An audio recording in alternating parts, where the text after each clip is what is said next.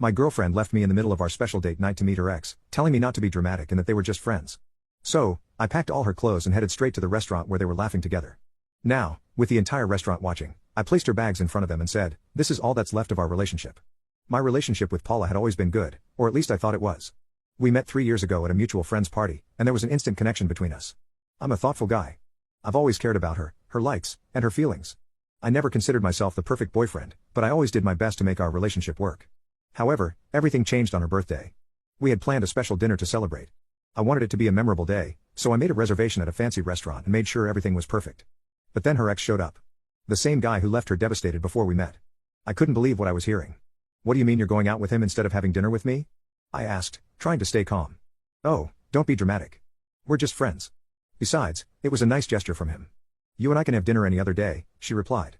I couldn't believe her nerve. It felt like a knife in my chest. After everything we had been through together, she preferred to spend her birthday with her ex instead of with me. I felt betrayed, humiliated, but most of all, furious. Paula left without a second thought, leaving our dinner plans behind, and I was left alone in our apartment, replaying the situation over and over in my mind.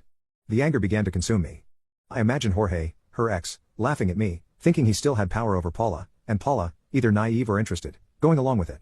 Then I made a decision that seemed completely justified at the time. If she preferred to spend her birthday with him, she had nothing left to come back for in our home.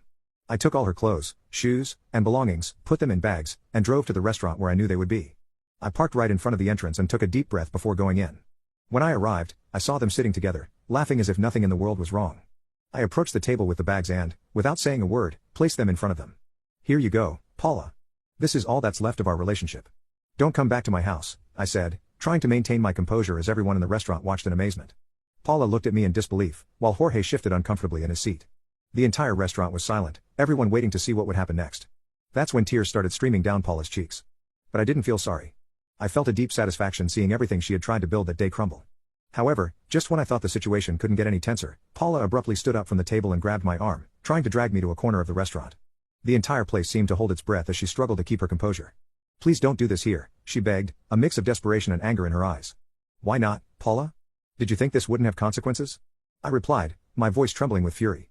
But before I could say anything else, a waiter, who had been watching everything from a distance, began to approach us with a tense expression on his face. What was he going to do? Intervene? Call the police? At that moment, the air in the restaurant became heavy, as if charged with electricity. Something was about to explode. "If you are liking it, follow us for part 2. Abruptly stood up from the table and grabbed my arm, trying to pull me away from everyone's gaze. "You're crazy. This isn't what it seems," she whispered, trying to hide her desperation. "What isn't what it seems, Paula? That you prefer to spend your birthday with your ex instead of with your boyfriend?" I replied, unable to contain my anger. "Please, let's talk at home. Don't make a scene," she begged, looking around, embarrassed. "There's nothing to talk about, Paula. You no longer have a home to return to. You made your decision, and I made mine," I responded with a coldness I didn't even know I had inside. Meanwhile, the waiter, who had been watching from a distance, began to approach, visibly nervous. He was a young man, probably no older than 20, and although he tried to remain professional, it was clear that the tension in the room was overwhelming him. "Excuse me, folks, but we're going to have to ask you to either calm down or resolve this outside," he said with a trembling voice, not really knowing how to handle the situation. Paula, with tears in her eyes, looked at him pleadingly. "I'm sorry, we just need one more moment, please. We don't want to cause any trouble," she said, trying to sound convincing. The waiter, uncomfortable, looked around and noticed that all the diners were still paying attention to the drama unfolding before them. He seemed torn between insisting or letting it go.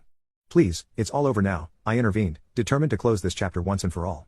"Paula, there's nothing more to discuss. Don't try to make me feel guilty for something you caused." The waiter finally stepped back, visibly relieved, but the atmosphere was still charged. Paula began to sob, drawing even more attention from the diners. Her ex, Jorge, who had been silent the entire time, finally spoke up. "Look, I didn't mean to cause trouble. It was just a friendly invitation. There's no need to take this so far," he said, trying to calm the situation, but his tone was so distant that it was clear he no longer wanted to be involved.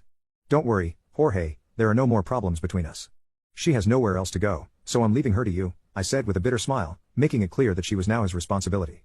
The waiter continued watching from a distance, unsure whether to intervene again or not. Meanwhile, Jorge remained silent, unable to respond. I turned to leave, but Paula grabbed me tightly.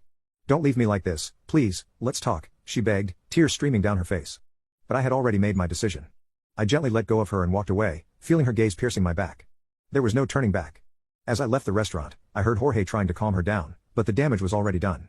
However, as I reached the restaurant door, the young waiter rushed to catch up with me. "Sir, excuse me. I know it's not my place, but are you sure about what you're doing?"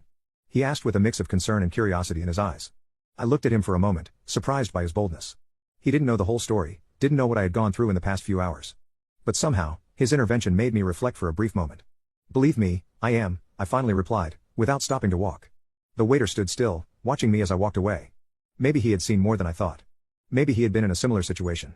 But at that moment, none of that mattered. The only thing I knew for sure was that I wasn't going to back down. I went home with a mix of emotions.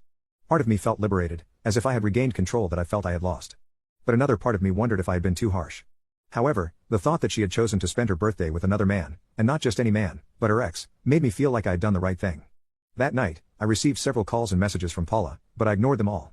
I didn't want to hear from her, not after what she had done. But the next day, something unexpected happened. Jorge had left her alone at the restaurant.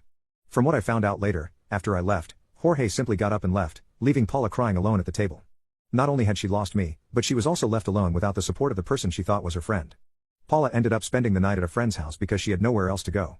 In the end, she lost everything because of an impulsive and selfish decision. And I, though hurt, knew it was for the best. I had regained my dignity and rid myself of someone who didn't value what we had. Since then, I haven't heard from her again. Maybe she tried to move on. Maybe she tried to reconnect with Jorge, or maybe with another friend. But the truth is, I don't care. The only thing that matters to me now is that I've learned to value myself above all else. And I won't allow anyone to trample on who I am ever again.